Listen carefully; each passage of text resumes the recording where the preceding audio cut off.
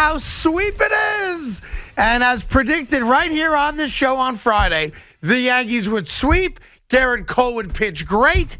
And away we go. Good afternoon, Evan. How are you today, kid? You saved yourself. I saved myself. How's that? Because when you first uttered that statement, I was ready to slap you. I thought it was a very disrespectful comment. Towards but then whom? I realized that when you were referring to a sweep, you were referring to the New York Yankees. Yeah. And not another situation that may take place later. So thank you, Craig. You're welcome. I went from about to be pissed off at you to okay with you. Well, we'll get to the other one later in the show for sure, but the low-hanging fruit right now is not Ben Simmons. The low-hanging fruit right now is that the New York Yankees swept the Indians. The New York Mets won another series. They continue to do that, start stacking series wins. And I have a new favorite player in all of sports in New York City. Who do you got? My new favorite player is Gerrit Cole. Oh, stop. I want to explain to you why. Now, you have to remember that on Friday, I said 6 2/3, 9 strikeouts, and a win. I got it right within 1 strikeout. So I really have my finger on the pulse of this franchise right now. I also got lucky and said they would sweep. Who knew that Gleyber Torres was going to get a clutch hit to win a game, right? Gerrit Cole clearly had a foreign substance on his back right pocket. All right? On his buttocks, okay? On his ass. And the video's out there. Listen, your fingers only get so dirty. He went to his right ass before damn near every pitch, and he clearly pitched the best game of the season. Why do I love Gerrit Cole now? Ask me.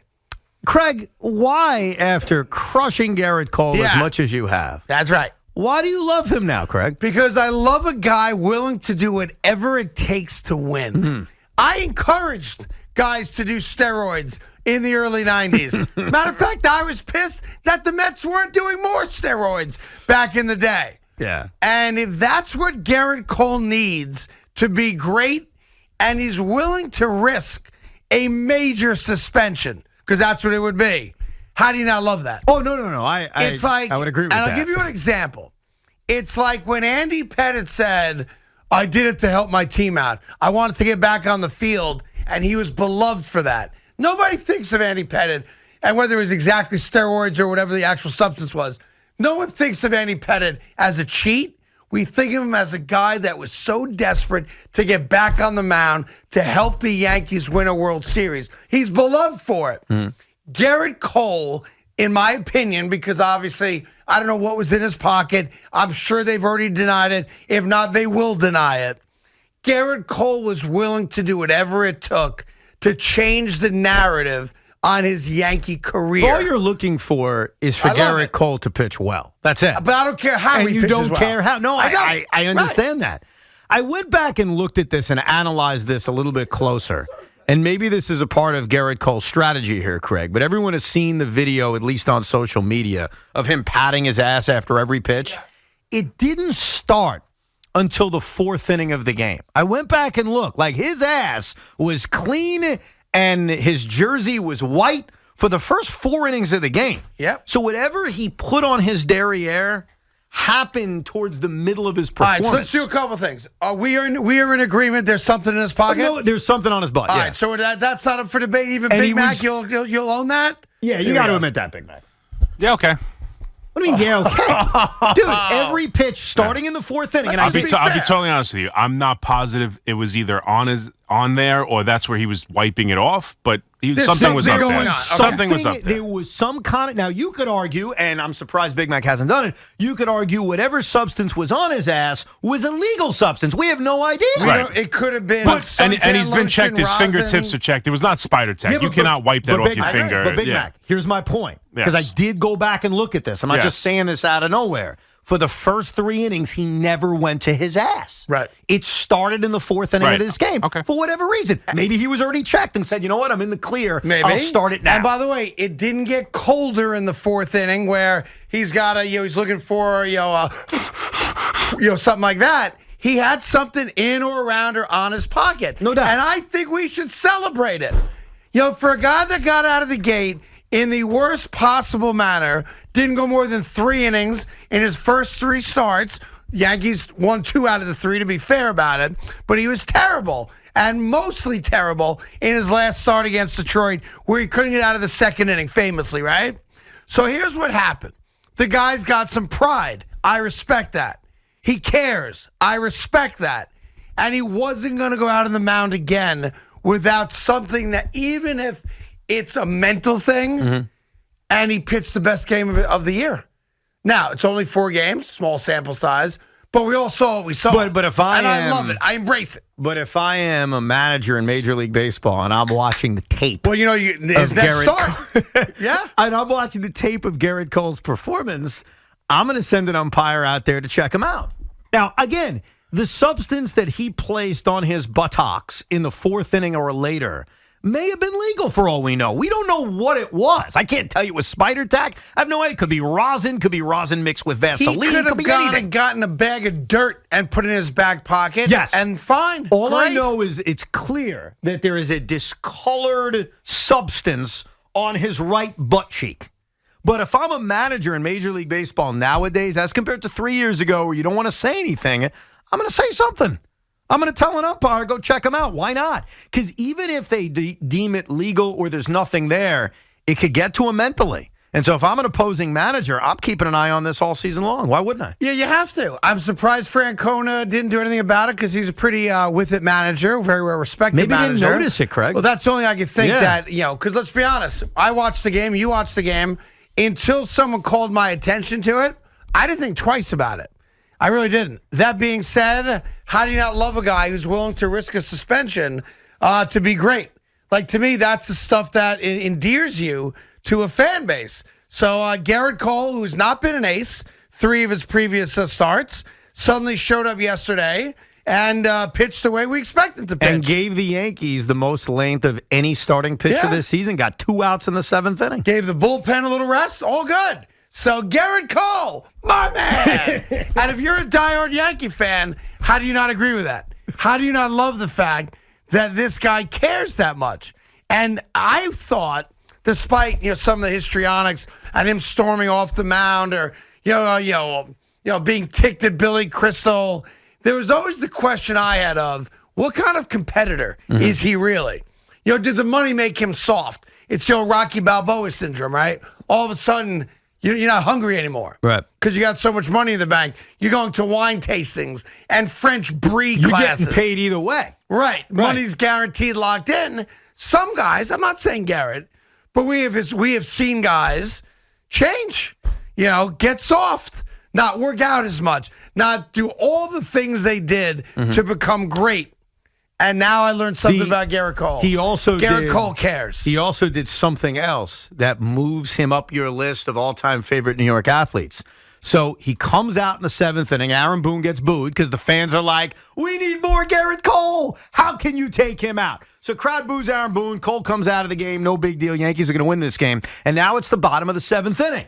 And as customary at Yankee Stadium, they start to play God Bless America. Right. And there is video on the internet of Gerrit Cole at the top of his lungs, standing next to Aaron Judge, belting out God Bless America and singing along. He's a great American. Happy Gerrit Cole, patriotic Gerrit Cole, singing Gerrit Cole. Meanwhile, unfortunately, the story from this weekend in the Bronx is not the Gerrit Cole performance or the sweep of the Guardians, which everyone called the Indians the entire weekend, of course, nor is it the fact that the Yankees are now 10-6, with today being an off day and in first place and apparently righting the ship for a couple of days. Unfortunately, you and I now are the focus of the national media because as Yankee fans, we are heathens. We are aggressive. We are bad sports. We are the types of people that throw things from our seats towards the players on other teams. Shame on us for that. Except for this. It's not us. It's not the majority of us. It's not 90% of us. It's a handful of guys who were at a ball game, having a few too many drinks, who did something that should never be tolerated, and that is throw flying objects at a defenseless player whose back is to you. But the notion that this is the Yankee fan, that's just weak. No, that's just lazy. It's the sports fan now, dude. Yes. Yes. I mean, it's all of us. Yeah, that's got nothing to do with the New York Yankees or the New York Yankee fan base. 99% of which enjoys a ball game, maybe very throaty at a game, but they're not grabbing stuff and throwing it at people. If the Philadelphia Phillies are playing the Brewers last night, and they are, and the Philly fan starts throwing crap at Christian Yelich, what are we saying? What a bunch of animals. Bingo. Yeah. So all it is if you're in Cleveland, or if you're a Met fan, or if you're anti-Yankees, you're going to take it and say, see, all the Yankee fans, they're a bunch of animals. But this is unfortunately going on everywhere now. I mean, how many incidents have we seen over the last few months in baseball, in football? Remember the Cowboys stuff where Dak Prescott thought stuff was being thrown at his officials and said, oh, that's okay. Right. The NBA. As they were walking off the field. Yeah, right. like, unfortunately. The NBA has been a little different in that it's a bunch of, chicken-loving wackos who want to, tie themselves to a basket, glue themselves to a court. And how about the security woman in that game in Minnesota? That was amazing. Who was planted to sit right next to the woman that they knew was going to run on the court. Yes. You bought tickets, obviously. And as soon as she jumps, the security gal jumps, tackles her right to the ground. It was awesome. Bill Goldberg on security. It was great. She speared the crap out of her. But unfortunately, this is going on everywhere. And it leads back to the old Clint Capella line, what you're going to do about it. Right. And the answer is what? What are the Yankees or other sports franchises I would say this, going to do about it? From the Yankee perspective, because of all the cameras that are in the building, they will have the ability to at least put a face to a throw. Now, there were a lot of throws, though, There Craig. were a lot of them, at least 20 or 30. Could be the same guy or gal multiple times. Who knows? But my gut is that they've already gotten a picture of a lot, if not all, of the people throwing stuff. Because they do have that ability with the cameras. I heard a caller earlier this morning to Tiki and Tierney defend his fellow fans because he was there and brought up something that happened with Oscar Mercado earlier in the game. And here's the thing you got to realize. There's nothing an athlete can do, no matter what they say, that's going to warrant hundreds of people throwing crap at them. I'll never forget. I know how the John Rocker stuff started with Met fans. He was in the outfield during batting practice, even before the 7-line comments, and he was making fun of the fans. He was taunting them. He was pretending as if he was going to throw balls to them, and he never did. But it never got to the point where fans are just pelting him with crap. It can never get to that. So when I heard that caller this morning, I'm thinking to myself, there's no defense for it. It's stupid. I don't think anyone's looking to defend it. It's wrong. There is no defense for it. I heard a caller trying to defend it. No, you can't defend it. You can't. And we all know who the party's going to be. It's going to be a young, early 20-year-old immature kid who's, thinks he's, impressing his friends and the people he's with by throwing stuff because the guy next to him threw something and that guy threw something, so I'm going to throw something. This is not the actions of sober people, and it is not representative of Yankee fans at large. There are, unfortunately, a handful of people, no matter what arena you go to, no matter what stadium you go to, who just don't care. And you're not going to make them care. Whether it's the famous snowball throwing incident back at Giant Stadium back in the day, whether it's the ones you've already enumerated, there are people that don't care. So what are you going to do about it? Nothing. Nothing? What are you going to do about it? In the moment, if you can find them, punish them. But you realize if you don't do anything about it, at some point, do? I think you ban people for life. I think you do that. Okay. Once you identify the person, which is almost impossible to actually carry through. You just mentioned the camera. You just mentioned the cameras that we have. So when you identify somebody, you say, look, you're getting the death penalty. You're not allowed to come to games anymore. Which I think that sounds better than it is from a practicality standpoint. So I'm down with that. Because I just think you're asking the guard at gate 2, right, who has 5,000 people coming through to also be on the lookout for this face. It's just not reasonable. Well, then what do you do about it? I'm with you. No. Because you go through the motions of doing it, and you cross your fingers. The answer of, do nothing about it is probably going to lead to an escalated incident. Because, look, Oscar Mercado and Miles Straw made a mistake, too. They should not be climbing the fence to confront fans. They should not. Because that doesn't end well. Of course not. For anybody, namely the guy climbing the fence. Let's be honest about it. I respect the anger. I think we would all react the same way, so I'm going to excuse not thinking straight. If someone throws something in my head, I'm going to turn and try to go. So I'm good with that, but that does not end well. and it would not have ended well for him. Right. Remember, this game is over. So if you're Cleveland, get the hell off the field. This isn't the 1973 NLCS where Pete Rose is in left field and Met fans are pelting him with crap and the game's still going on. Can you imagine if that guy actually got into the first row? He's going to be pummeled. He's going to be pummeled, Yeah, yes. the people that throw stuff also have no problem punching you in the face. But then once Mercado gets his balance, he's going to start beating the crap out of It's people. one against thousands. Yeah, but he's a professional athlete. That don't mean nothing. That you three guys jump on top of him, the guy's in a lot of trouble. To be fair about it, because I recognize why he reacted the way he reacted, if he goes up unencumbered, we are talking about something far worse than Malice in the Palace. That's the problem. This would have been the biggest fan versus athlete spectacle in the history of professional sports. That's why doing nothing about it is not really an option. Yeah. You got to do something about it because I think one of these days it is going to lead to something worse than Malice at the Palace. Well, we got lots to do today, whether it's the fan behavior you want to get in on, Gerrit Cole being willing to do anything it takes to win, and so much more. We will get to the debacle known as the Brooklyn Nets. Nah, we'll pass. We're going to get to them. Nah, we could pass. Because I asked the guys to put together audio of every time that you were douchey over the last year and a half in specific reference to, ha-ha, we got him, ha-ha, we got him. He wants to be a Net. They want to be Nets. Yeah. Well, I got good news for you. Actually, I have bad news for you. There's nothing that you or any Knick fan could say that would annoy me because my anger is at my team. It should be at your team. So I'm disgusted by the lack of spirit and the lack of soul this franchise has. Yeah. So there's really nothing you could do that's going to piss me off more than how pissed off I am at this franchise. And that's from top to bottom. And that's the gutless Ben Simmons who has to sit there dressed like a clown pretending as if, I may play game 4. Get the hell out of here. I don't even want to see him. Boy, it'd be nice if you had James Harden right about now. Not really. He's washed too. 218. That doesn't work. Trust me. James Harden being on this team would not make things better. Okay. I can promise you that. Well, good news is that Ben Simmons is not going to play. He apparently hasn't even played 5-on-5 in a I need Kevin scrimmage Durant yet. to play like Kevin Durant. I need Steve Nash to get his head out of his ass and learn how to coach. I need Steve Nash to trust Blake Griffin can actually play minutes in a big spot instead of putting him into a game already down 9 in the fourth quarter. I need Kyrie Irving to show up. I need this defense to show up. That's what I need. When's the last time? my guy. When's the last time?